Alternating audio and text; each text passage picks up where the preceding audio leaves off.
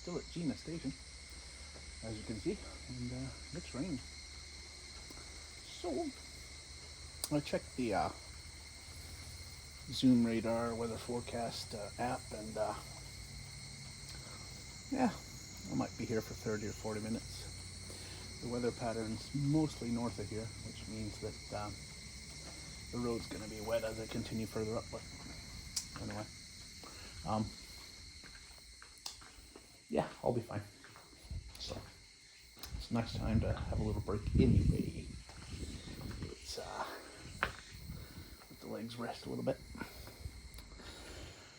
All right. I shall enjoy the rest of this salt candy and catch you later.